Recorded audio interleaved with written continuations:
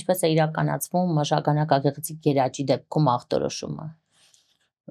Ախտորոշումը բավականին պարզ է իրականացվում եւ հասանելի է համարյա բոլոր եւ պոլիկլինիկաներում եւ հիվանդանոցներում, այսինքն բժշկական բոլոր օղակները կարող են ապահովել, դրա համար իրականում պետք է ժամանակին հետազոտվել առաջին իսկ գանգատների դեպքում։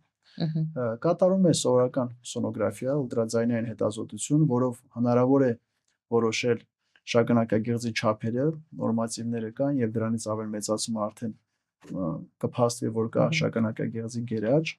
Շատ կարևոր հետազոտություն է մեզի շիթի թուլացման ժամանակ օրոֆլոմետրիան, դա մեզի շիթի հետազոտությունն է, հատուկ ապարատի մեջ տեղի ունեն միզարձակություն, որը գծում է համապատասխան կորը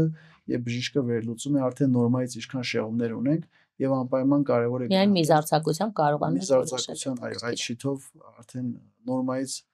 ինչքան է թուլացած